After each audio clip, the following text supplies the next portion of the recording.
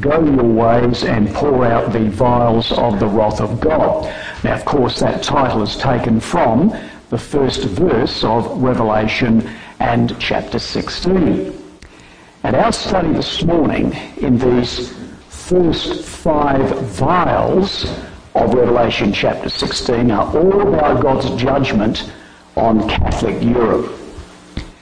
It's all about these first 11 verses in chapter 16, and we're going to be considering chapter 16 this morning. So these first 11 verses, these first 5 vials, are all about bringing an end to an empire that had existed for over 1,000 years. And God was going to raise up a man of destiny to bring this great empire, the Holy Roman Empire. God was going to raise up this man of destiny to bring Catholic Europe blood to drink.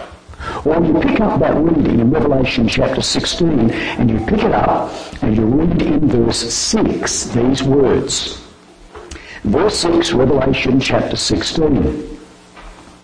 For they have shed the blood of saints and prophets, and thou hast given them blood to drink, for they are worthy. And that man of destiny was going to be raised up, an unwitting instrument in the purpose of God. He was going to bring them, as we have there in verse 6, blood to drink.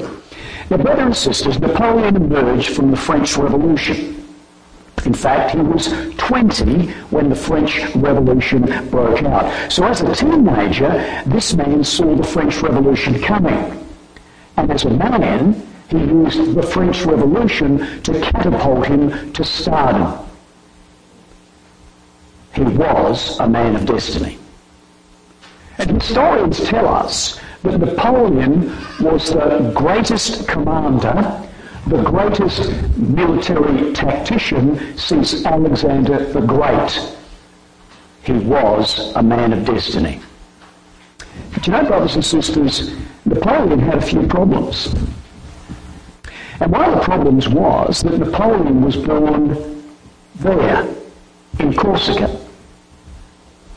And when he was born in Corsica, a few years before he was born, Corsica was taken by the French. And therefore, Napoleon grew up absolutely hating the French. That was his first problem. His second problem was, brothers and sisters, that he could hardly speak the French language. He had a thick Corsican accent. And his third problem was that Napoleon was only 5'6". That's about there. So, brothers and sisters, here is a man who hates the French, can't hardly speak the language. He's 5'6", and 10 years after the French went mad with bloodlust in 1789 in the French Revolution, 10 years after the French people said, we will never, ever, ever have a despot reign over us, and they kicked out the French aristocracy, 10 years in 1799, this man walks in, hating the French, can't hardly speak their language, 5'6", walks in and says, I am your first consul. I am to be your emperor. That would never, ever, ever have happened in the normal course of things. God was at work. The angels were at work, about to move events that would ultimately lead this world to Armageddon. Now, before we have a look at these first 5 vials in the first 11 verses of Revelation 16, not a bad idea, brothers and sisters, to just have a look at where this connection link, we've mentioned this in our first study, where this connection link between chapter 11, which we have been considering over our last 2 sessions, where this connection link between chapter 11 and chapter 16 exists. All right, now we have been considering in our last 2 studies the second part of the 6th trumpet, chapter 11. And we have been looking at the French Revolution, and we looked at this verse a couple of times, where in Revelation 11 and verse 14, the second woe is past. That is, the sixth trumpet. The sixth trumpet is past, and behold, the third woe cometh quickly, the seventh trumpet. Now when you read, to follow the chronology of the story, the flow of the history, when you read verse 14, where it says, and behold, the third woe cometh quickly, we should go straight from verse 14, straight into Revelation 16, and begin reading verse 1. That's the flow. Now there's a couple of questions. If that's so, then why do we have the remaining verses 15 through 19 in chapter 11, interrupting the flow? If you should go, as you should, from verse 14 of Revelation 11 straight into verse 1 of chapter 16. Why are those verses 15 through 19 in chapter 11 in the way? Well, typically the apocalypse, once it says the third woe cometh quickly, that is the seventh trumpet, you get from verses 15 through 19 of chapter 11 an overview of the seventh trumpet. Okay? Why then, if it's a smooth flow historically and chronologically from verse 14 in chapter 11 straight into verse 1 of chapter 16, why then is chapter 12, 13, 14 and 15 in the way, interrupting the flow? Now, we don't have time to talk about that and answer that question. That might be a question that you could put in the question box for this afternoon when we get together at 3 o'clock. Why is it? It's a fascinating question. Why is it that chapter 12, 13, 14 and 15 in the way between chapter 11 verse 14 and chapter 16 and verse 1? We might explore that sometime. But there is a direct link as you spring out of chapter 11 and you spring in immediately to the seventh trumpet, which of course contains those 7 vials. And we're now going to pick up, brothers and sisters, in our class this morning, the career of Napoleon as he is compelled by God unwittingly to bring into effect these first 5 vials. It would be a career that would last 30 years. So the first 5 vials, Revelation 16 verses 1 through 11, is a 30-year period. All right, brothers and sisters, let's just do it as we did with chapter 11.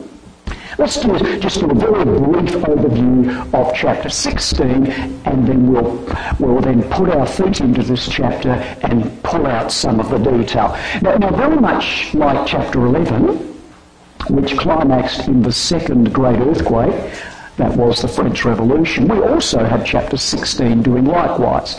Well, here we are in verse 18, and there were voices and thunders and lightnings, and there was a great earthquake, the third of the 3 great earthquakes of the apocalypse. Such as was not since men were upon the earth, so mighty an earthquake and so great. So this is our third great earthquake, a 40-year earthquake.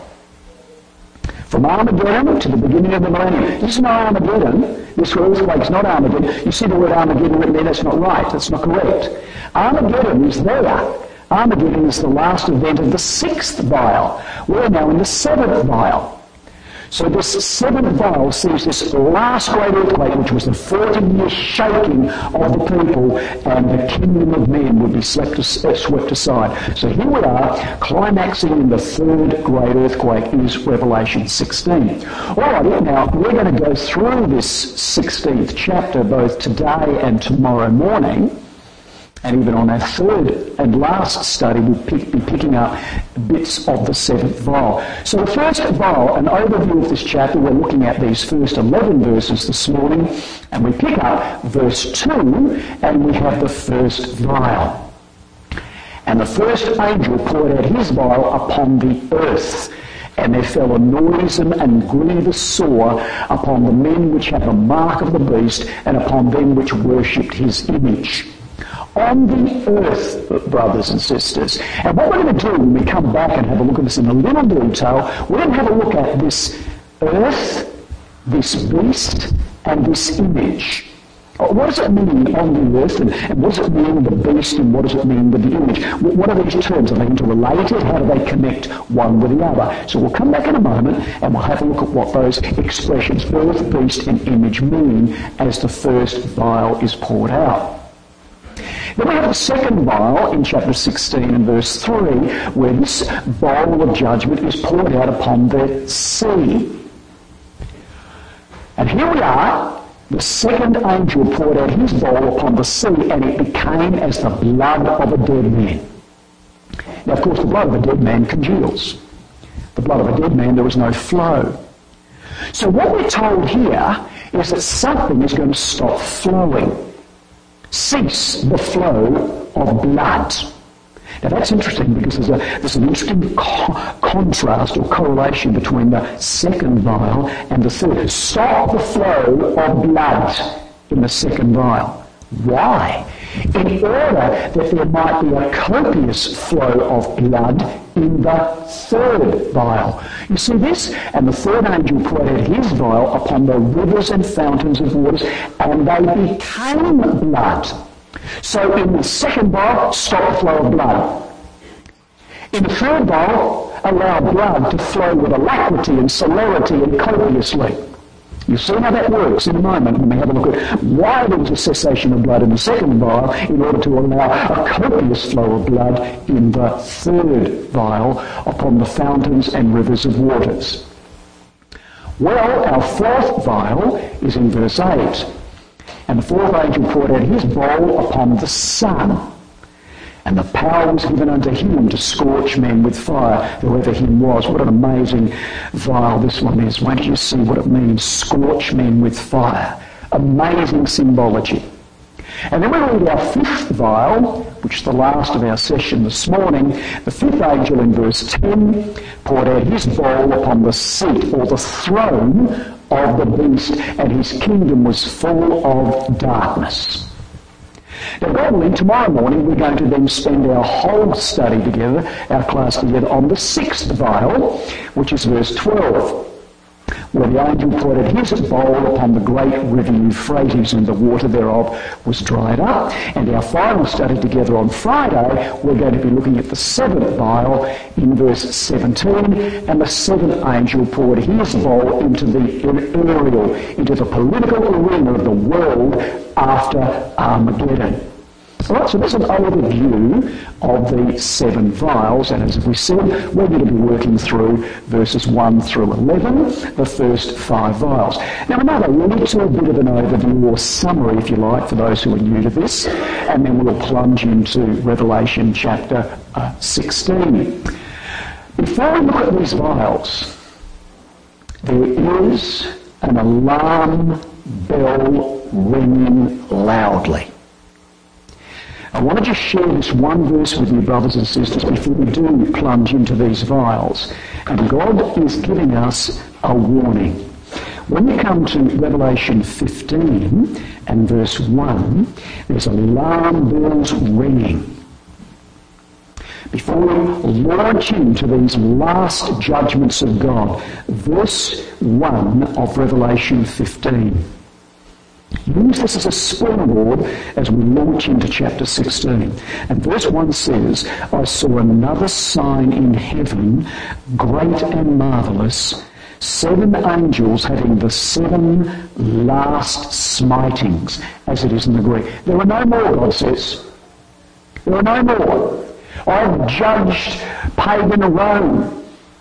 I brought judgments on the Western Catholic Empire with the barbarians as they came from the north. I brought judgments with the Saracens on the eastern part. I brought judgments with the Turks on the eastern part. I brought judgments on Europe through chapter 11. Judgment after judgment after judgment. There are no more after these. These are the last judgments of God. With all that you've seen through the panorama of history, get your house in order. Brothers and sisters, chapter 15 and verse 1 is saying, get our house in order, because very, very soon Christ will be in the earth and there will be no more judgments. These are the last smitings of Almighty God. And therefore, as a little overview before we launch into these last smitings of God as shown for us in chapter 15 and verse 1, an overview of these vials is seen thus. Now we've got here, the first vial was poured out in the French Revolution, 1789. Now you will read some writings, many writings, that will say the first vial began in 1792. I don't have a problem with that. 1792 was when France became a republic. Now this first vial, it's like it was poured out upon the earth and there was this malignant ulcer that permeated throughout Europe. It really began locally in France in the French Revolution. You'll read some Christadelphian writings that will say it began in 1792. That was when France became a republic, and that's when this also really gathered momentum as Europe started to challenge the French. So I'm happy with 1792, but I really believe that 1789, the local ulcer, which we'll pick up in a moment, began there and then spilled out into Europe in 1792. So first vial, French Revolution, 1789. And then we have our second vial, 1793. This would be the British naval blockade. Now, of course, 1793, as we saw yesterday, was the reign of terror. So here in France, when the guillotine was working overtime, and Louis XVI lost his head in 1793, as did Marie Antoinette, his wife, when people were going mad with bloodlust, chopping heads off left, right and centre, taking people out in leaky boats and killing them, when all that was going on in France, out come the British, Royal Britannia, ruling the waves. 1793, the second bowl. Show you why the Brits came out and used this naval blockade, and for what purpose. Then we have our third vial, 1796. Now this is where Napoleon comes out in his own. This is Napoleon's Alpine campaigns, and Napoleon is 27 years old. He is Major General Napoleon. And off he goes to kick the Austrians out of northern Italy and southern Switzerland. 27-year-old Major General, and he's off to kick out the Austrians. Third vial. Then we have the fourth vial, and this is 1805. Now this is no longer Major General Napoleon, this is Emperor Napoleon. And he has been Emperor for 1 year. And he's going out to deal with Austria and Vienna. He's going to deal with the sun. The fourth vial will be poured out upon the sun. So this would be the European wars of Napoleon, as Emperor Napoleon now goes off to do his thing.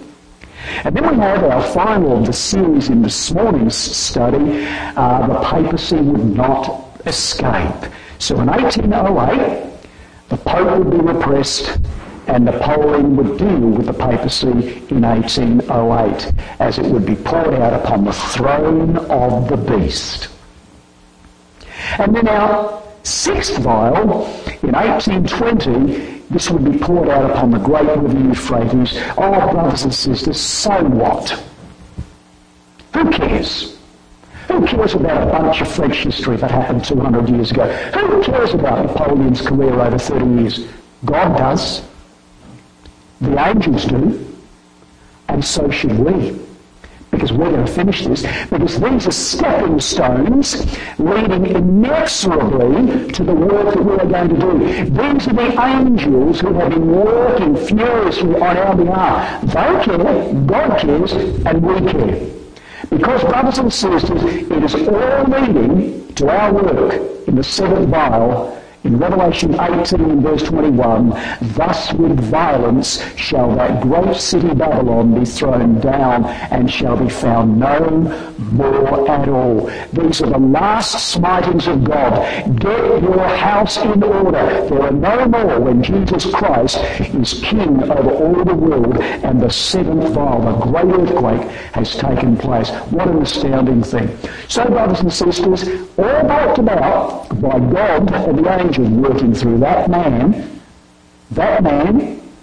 who was an unwitting instrument of the judgment of the Holy Roman Empire and the Catholic Church. And there he is at his coronation in 1804, wearing Caesar's crown. Thought he was Caesar. Wanted to be Caesar. Wanted to be Alexander. Wanted to be Constantine. Wanted to be anybody great. And there he was. And you know, that man there, brothers and sisters, he saw himself as an instrument of providence. He said, I am an instrument of providence. She she will use me as long as I accomplish her designs. And when she is finished with me, she will break me as a glass. Oh, he was an instrument of providence. But it wasn't she, God. God will use him as long as he accomplished his designs. And in 1815 at Waterloo, God broke him as a glass. God had finished with him. He'd done his work. He brought an end to an empire that had existed for over 1,000 years. The Holy Roman Empire. And therefore, brothers and sisters, his campaigns brought untold suffering to Italy, to Austria, and to Prussia, which would be fitting vengeance for the blood of God's servants and the anti-papal witnesses, as we saw in Revelation 11, who had been persecuted mercilessly throughout the previous centuries as the Catholic system for 1,260 years had wielded their power and their authority.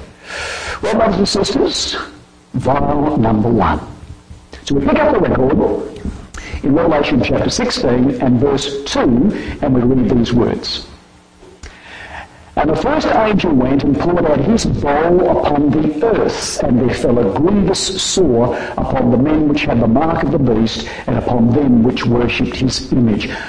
So the first bowl went upon the earth. Well, what earth was this? Well, of course, it was the Roman earth. It was the Roman Catholic earth. And we saw that in Revelation 11 and verse 4, the God of the earth.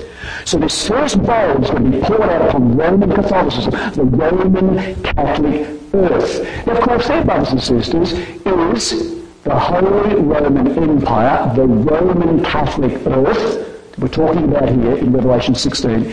There's the Holy Roman Empire as it began in 800 AD with Charlemagne. Charlemagne, the Frenchman, if you like, who brought in the Holy Roman Empire, Emperor and Pope, the two horns of the little lamb of the earth beast of Revelation 13. So a Frenchman brings in the Holy Roman Empire and a Frenchman takes it out. Napoleon, who wasn't literally a Frenchman, he was born in Corsica, but he waved the French flag when he was the emperor, let me tell you. So in came Charlemagne, brings it in, and Napoleon takes it out. So when you look at the Holy Roman Empire several hundred years later, you see it took this format. You can now see that in 1250, there's the Holy Roman Empire there, the Roman earth upon which this first bowl is going to be poured. You can see France now revealing itself in its own right. France is starting to emerge, and the Holy Roman Empire has shrunk over toward the east. And then a few hundred years later, in 1530, we now see the Holy Roman Empire as it looked pretty much during the time of Revelation 16 and verse 2, as the first vial is poured out. You can see now France ruling within her own right. However, France was loosely connected to the Holy Roman Empire by a series of marriages, like Louis XVI marrying Marie Antoinette, who was the daughter of the Austrian emperor, who was the ruler of the Holy Roman Empire. So there's the Holy Roman Empire there. So it is, brothers and sisters, when it says the first bowl was poured out upon the earth, it's the earth beast of Revelation 13, the two horns, emperor and pope. The Holy Roman Empire, Catholic Europe, if you will. And we're told that this first bowl poured out upon the Roman earth, there fell a noisome and grievous sore. Well, in the Greek word for grievous is poneros. It means hurtful. Noisome means evil. And evil, hurtful also. So literally in the Greek, what would be poured out upon the Holy Roman Empire, the Roman earth, would be an evil, malignant ulcer. And the Revised Version, or the Revised Standard Version, says this: a foul and painful sore came upon all those who had the mark of the beast, who followed the papacy, who were under the umbrella of the Pope. Now, when you see, brothers and sisters, the Holy Roman Empire there, in red, The ulcer in the French Revolution began locally and then spread throughout all of Europe as the first angel poured out his bowl upon the earth. So beginning in France, with the proclamation of the Republic, and that's why I said before, I'm happy with 1792 as the ulcer begins to spill out when France became a republic. And it spilled out through Europe. Why did it begin in France? Because brothers and sisters, in France, they cooperated with the papacy in the persecution of the witnesses. So here comes this first bowl spilling out. Now I'm going to cut and paste here. I'm going to go through this and through this and through this and come to here. Looking at the time. Now, brothers and sisters, God raised up this man of destiny in order that he might begin the process and complete the process of bringing blood to drink to the Holy Roman Empire. And therefore God said, Napoleon, not literally, Napoleon never heard that, but God was saying to the angels, and the angels were moving Napoleon, Napoleon, your role is to take out the Holy Roman Empire. Bring me into it. There is your paddock. There is your field.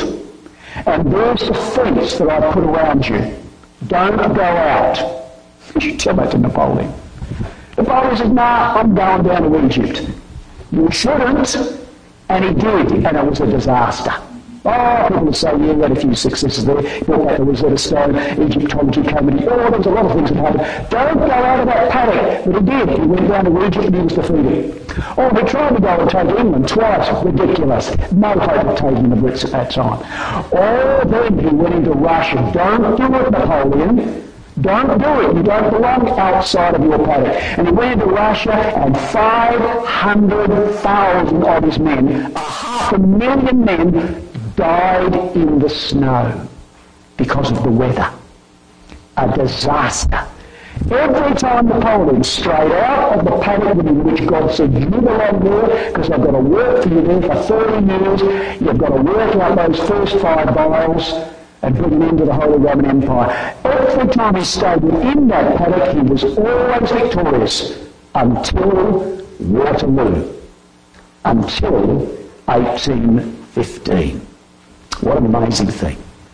Well, brothers and sisters, the second vial. Now, I want to show you, as we said before, why does the second vial stop the flow of blood? In order that a copious flow of blood might take place in the third vial. All right, so the first malignant ulcer has gone throughout Europe.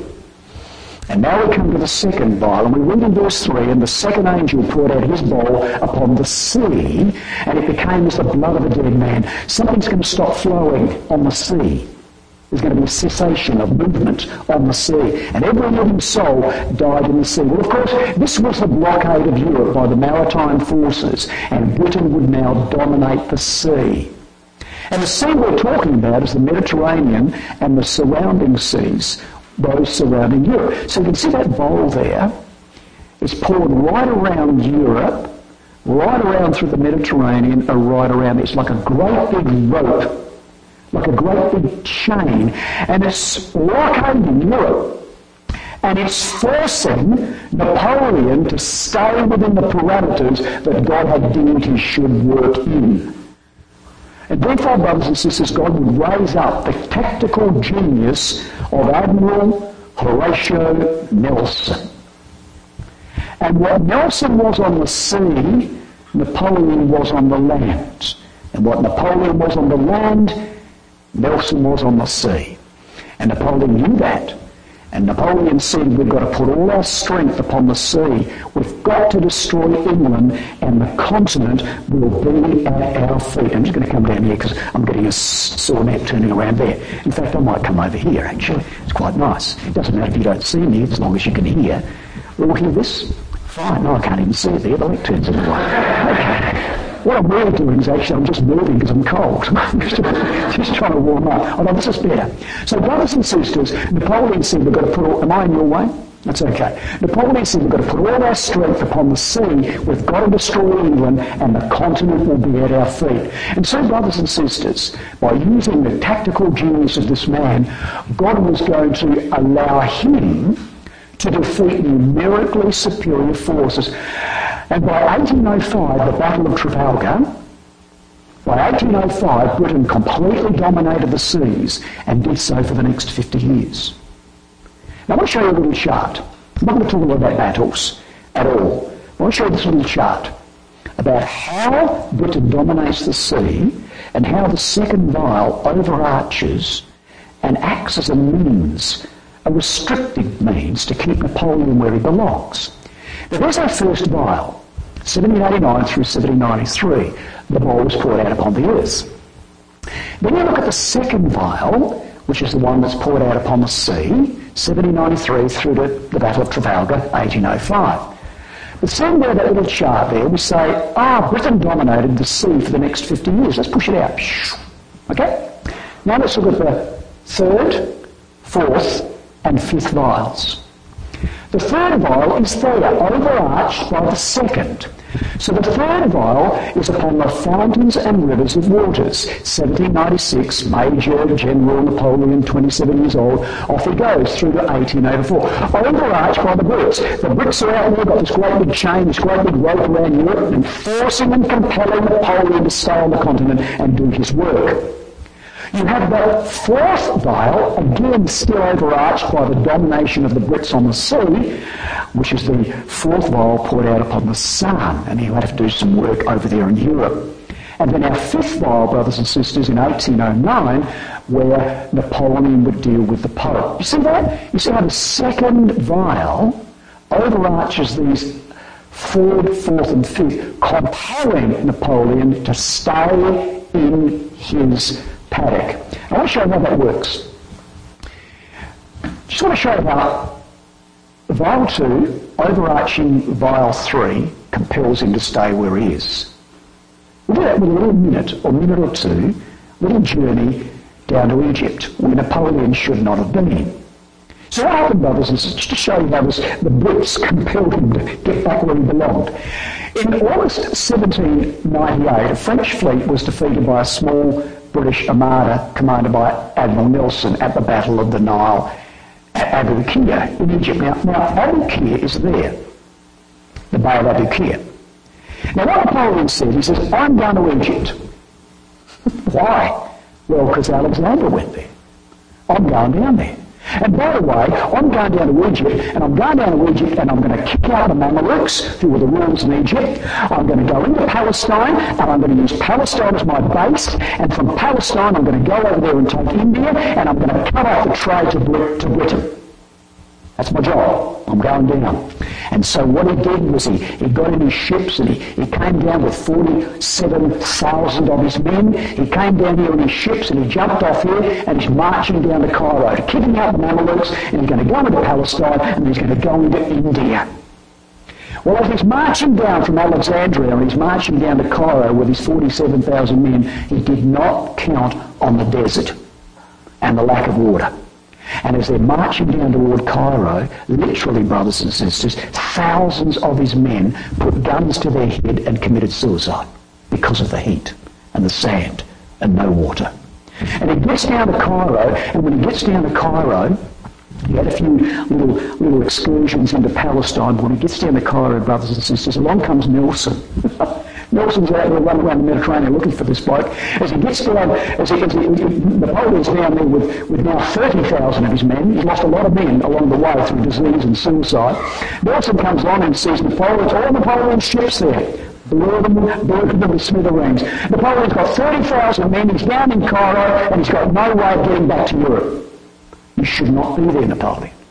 And so in the end, Napoleon's got to slink out of Cairo and he's got to slink back to set affairs in place while he was gone. So the defeat down there when Nelson blew his ships to smithereens, it left Napoleon stranded. He couldn't get his 30,000 men out and he had to slink back to France to put things in order. There's a little example of how the Brits were telling Napoleon in so many words, get out of Egypt, you shouldn't belong there, get back into Europe. And he did. Well, brothers and sisters, this is the third vial. So the first poured out upon the earth, the malignant ulcer, and the second vial, Britain putting a big rope around Europe and keeping Napoleon to do what he should have been doing in vial 3, vial 4, and vial 5. So we'll read these words. And the third angel poured out his bowl upon the rivers and fountains of waters, and they became blood. This was Napoleon's Alpine campaign, and this is where Napoleon would take northern Italy and the Pope would be taken prisoner. So you can see that bowl there. It's being poured out upon the fountains and rivers of waters. So you see, brothers and sisters, Napoleon is going to come from Paris, he's going to come down to Toulon, and he's going to move then back up into this area of fountains and rivers of waters. Now, we read this verse earlier on. Let's read it again. This verse in verse 6 of Revelation 16, and this third vial, this verse 6 in Revelation 16, is particularly and peculiarly relevant to the third vial. So you come to Revelation 16 and verse 6, for they have shed the blood of saints and prophets, and thou hast given them blood to drink, for they are worthy. That literally is the fulfillment here in this third vial. Why does God single out that area there, northern Italy and southern Switzerland, in the area that is brimming with fountains and rivers of waters? Because, brothers and sisters, that area there was where the Waldenses and the Albigenses were, who were men and women who were trying to read their Bibles, trying to do their daily readings after dinner, trying to live faithfully in Jesus Christ, trying to stand before God and hold their heads up. And the Catholics mercilessly slaughtered the Albigenses and the Waldenses. And blood flowed through that area, brothers and sisters, like rivers.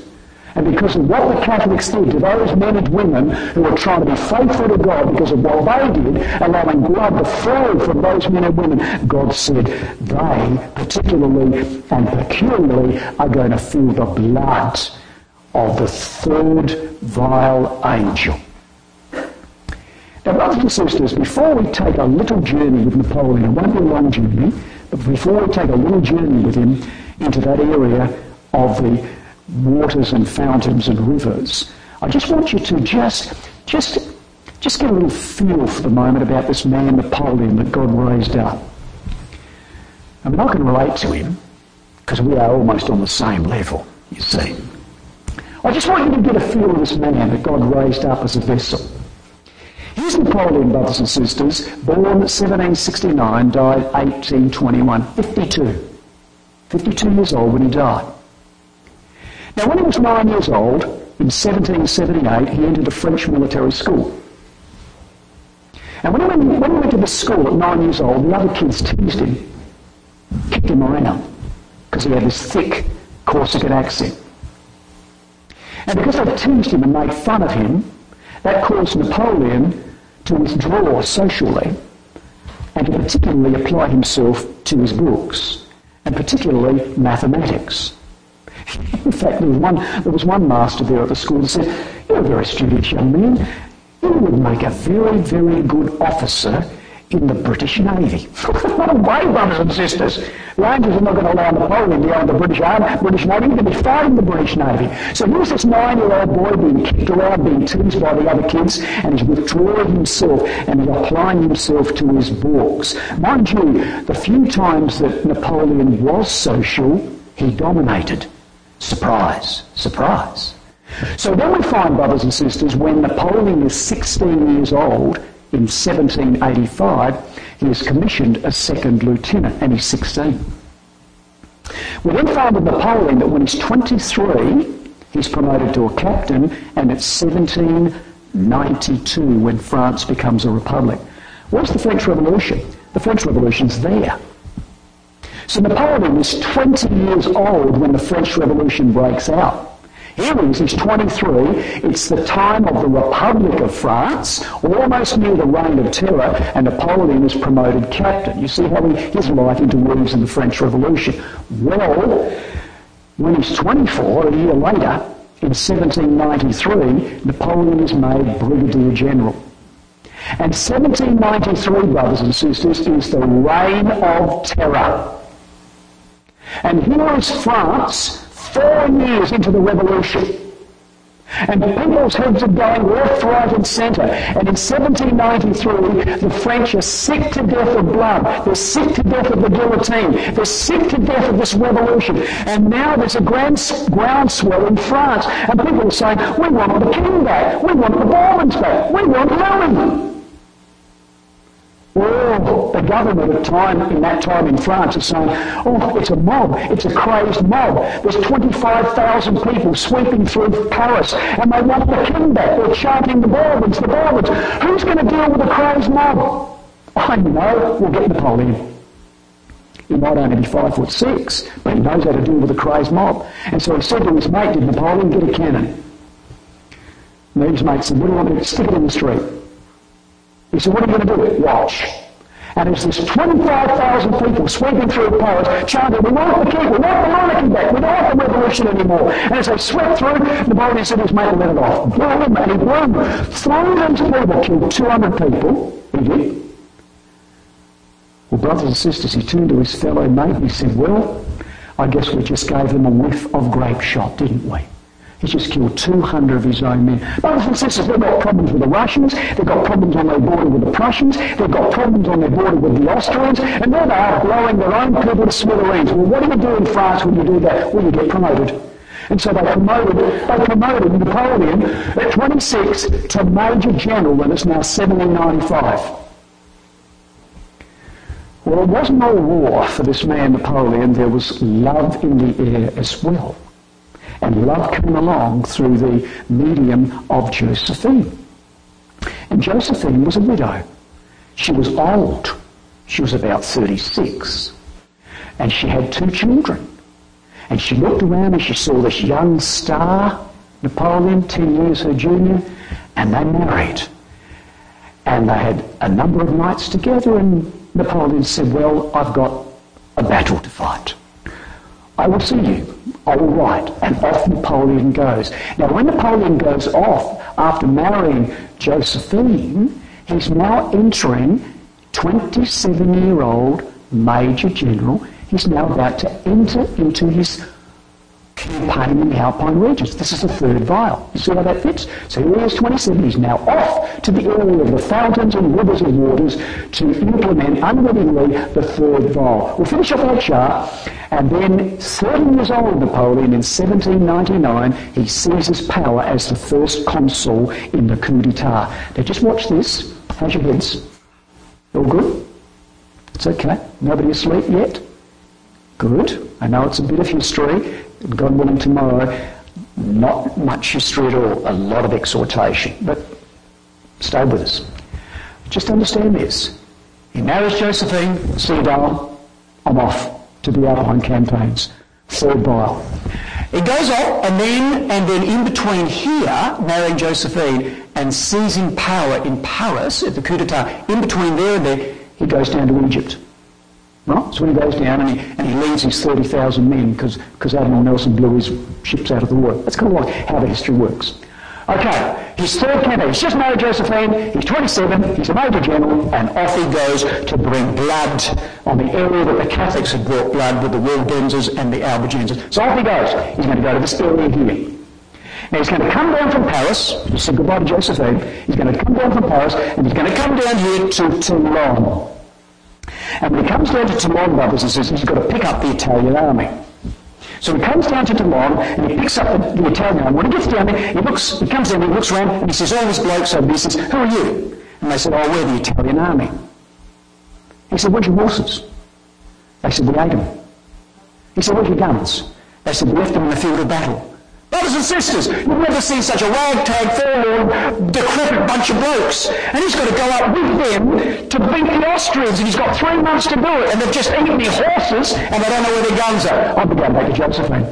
I'd be saying, no, I'm not going with you guys. But he did. He's got 3 months to whip them into gear. And with the electricity of his presence, with the rhetoric of his speech, such was the man, with the charisma of the man, he whips this old decrepit bunch of fellas that ate their horses, didn't know where the guns were, and he took them up there. And when he took them up there, brothers and sisters, there was a battle there. And then when he took them up there, there was a battle there. And there were battles all over this area of fountains and rivers of waters, until finally, in fulfillment of the words of Revelation, the third angel poured out his bowl upon the rivers and fountains of waters, and they became blood. Well, let's deal with the Pope, shall we? So after defeating the Austrians in Lombardy, Napoleon then turned on the papacy down here. And he defeated them at Firenze and Ancona, and Napoleon advanced on Rome, and the Pope sued for peace. The Pope was given blood to drink. Well, Napoleon is coming back after his Alpine campaign. He's coming back now, brothers and sisters, to Paris. And when he comes back to Paris, he's coming back to a shaky, corrupt, unstable government. And when Napoleon's coming back, the shaky, corrupt, unstable government in Paris don't want him there. Because Napoleon's dangerous. He's good. He's too good. And his men love him. And everyone adores him. His men would do anything for him. We don't want him in Paris. He's too dangerous. Napoleon has been over there in the Alpine campaigns negotiating with the Pope, negotiating with the King of Naples, carving up land, coding law. He's not just a military mighty commander, brothers and sisters. He's a politician. No, he's not a politician. He's a government on the move. And they don't want him in Paris. We've got to give him a project. I know, we'll get him to go and invade England. So Napoleon goes up there and he's standing on the English Channel. I can see him, and he's looking out over the English Channel, invade England. What do I need? I need 600, 500, 200 flat-bottom boats. Yeah, that'll do, 200 flat-bottom boats. I need 100,000 men? No. 80, 40,000 men. Yeah. 200 flat-bottom boats, 40,000 men. How long do I need to be on the channel? 12 hours, 8 hours, 6 hours. 6 hours on the channel, 40,000 men, 200 flat-bottom boats. I need the Spanish and I need the Dutch. Gone. The British have blown them to bits. And he looks at it and he says, nah, cannot be done. Brothers and sisters, if Napoleon had put his toe in the water, the Brits would have blown his foot off. So he goes back to Paris and he says, no way, I'm not going in, you cannot take Britain. And they said, we'll go down to Egypt. So that's when he went down to Egypt, you see. And when he was down in Egypt, brothers and sisters, he's just been to the area of the fountains and rivers of waters. He's just did all that work in that area by kicking the Austrians out. When he went down to Egypt, all the work that he did in Italy was gone, undone. So God is saying, you do not belong in Egypt. I want you there. And therefore, brothers and sisters, when he forsook his army in Egypt, he returned to Paris, and at 30 years of age, he became the first consul, soon to become the emperor, in the coup d'etat of 1799. Well, Napoleon now is about to bring an end to his career. Because this would be the beginning of the end, brothers and sisters. Here is Napoleon in 1804 about to crown himself in Notre Dame in Paris. Or Napoleon led of a man called Charlemagne who went to Rome to be crowned. And Napoleon says, no way, I'm not going to Rome to have the Pope crown me. I'm going to get the Pope to come from Rome and to come here to Notre Dame. And he can sit there and watch me crown myself. And so there he is. And so Napoleon consolidated his power by a series of plebiscites, and he created a dictatorship, and finally he crowned himself in 1804. Now some of you would be very familiar with that painting. Now when you look at that painting, there's Josephine and there's Napoleon about to crown himself, and there's the Pope that's come from Rome into Notre Dame. You see Napoleon's mum? There's Napoleon's mother there. She wasn't there at the crowning of Napoleon. She said, no, I am not coming. I do not like Josephine. I am not coming to see her become empress. No way am I coming to your coronation. The painter said to Napoleon, your mother's not here. What do I do with the painting? He said, paint her in. And the painter said, what will she say? Napoleon said, she will thank me later. Paint her in. He did what he liked. He might have only been 5'6", but he had the ego of an 8-foot giant, let me tell you, brothers and sisters. And so you see the Pope there? He's got his hand up there like he's doing the sign of the cross. He didn't do that. Napoleon said, you sit there, put your hands on your knees and don't move. And then when Napoleon looked at the painting, he said to the painting, he said, oh, you better lift his hand up, make out like he's doing the sign of the cross. You know, because I did ask him across from Rome, after all. He did what he liked, brothers and sisters. He called the shots, did Napoleon. He had an ego that would almost be unmatchable. Well, brothers and sisters, we now bring our study in this last vial. It's not actually the last one, but there's another one to go, but we might not get to that one, but it doesn't matter. Here we are, brothers and sisters, in verse 8, and we read this. I love this because this is an amazing... Now, what I need to do, and I know we've got no more time left, have we? It's only 1 minute, isn't it? 1 minute to go? Have we not? What time are we supposed to be finished? Who knows? 9:50. Shame on you for even knowing that. We can do this in a couple of minutes, brothers and sisters. We certainly will not go. I just want to share this one with you because this just shows the fascinating way in which Scripture moves together, particularly in this vial. We might finish on this one. Now, brothers and sisters, verse 8, the fourth vial, the fourth angel. The fourth angel poured out his bowl upon the sun, and power was given unto him, whoever the him was, to scorch men with fire. Now this would be Napoleon's campaigns against the Holy Roman Empire, the beast. Now the sun, of course, this is Napoleon's Austrian campaign, and Napoleon's going to enter into Vienna, and Austria would be defeated. And the Holy Roman Empire would cease to be after 1,000 years. Now the sun, dear brothers and sisters, scripturally is representative, as some of us would know, of political power. I mean, for instance, in Psalm 89 and verse 36, our Lord Jesus Christ is referred to as the Sun, S-U-N, who would wrest political power in the age to come. In Revelation 8 and verse 12, the political power of the Roman world would be eclipsed. The sun would be eclipsed. In Revelation 12 and verse 1, a quote many of us know very, very well, the woman is given the sun as a garment. She is clothed with political power. So, Napoleon is going to take out the sun of Europe, which had been the Holy Roman Empire since AD 800. Now, brothers and sisters, just think about this I know it's nearly the end of our study, almost the end here, and I know you might be tired. You shouldn't be tired, because it's only the first study. Get tired of the third study, okay? Not this one. No, that's Greg's study. But don't get tired of Greg's study. You shouldn't be tired. Now, I want you to just think about this. It needs a bit of stretching, right? Stay with me. You're not drifting. Good. Think about this. Charlemagne brought in the Holy Roman Empire. Napoleon's going to take it out. That's about the sun. The sun. All right? And we've got Revelation 12, verse 1. A woman is clothed with the sun, Catholicism. And he's going to be dealing with Catholicism. And he's going to take the sun away from Catholicism. Yes? Now look at this. Charlemagne, Napoleon, Catholicism, wearing the sun? Well, now there is the cathedral in Aachen, built by Charlemagne, who brought in the Holy Roman Empire, which is going to be taken out. There's the cathedral in Aachen, built by Charlemagne. And Aachen is there in Germany.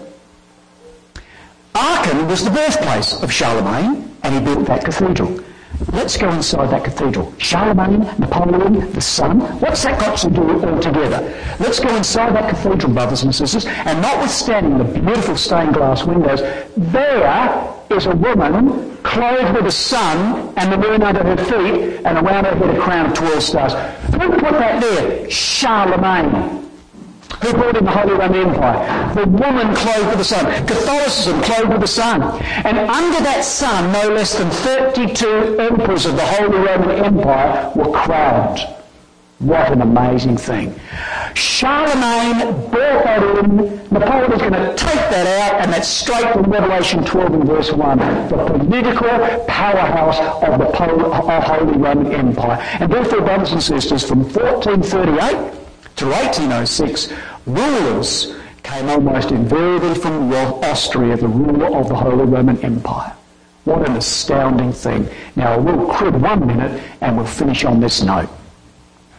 And the fourth angel poured out his bowl upon the sun. Napoleon's going to take out what Charlemagne brought in and divest the Catholic system of its power in that sense. And power would be given unto Napoleon to scorch men with fire. Brothers and sisters, scorch men with fire. If you were alive at that time and you were reading the English tabloids, you'd be reading when Napoleon was charging across Europe, the English tabloids went, fire.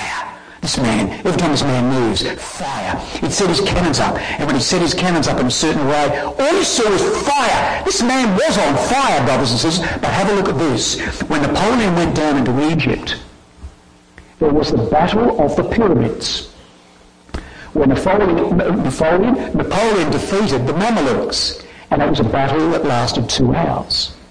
And when Napoleon defeated the Mamelukes, this is what Henrietta Marsh, who was an historian and wrote the book of Napoleon, said this: many of the Mamelukes threw themselves into the Nile in panic. Many of the Mamelukes were cut down by the pursuing French. And those Mamelukes that had escaped in Egypt to all parts of Egypt, the fame and terror of Sultan Kabir, the King of Fire. What an amazing thing, brothers and sisters. Napoleon raised up by God. All right, brothers and sisters, I'm going to flick through this, flick through this, flick through this, and flick through this.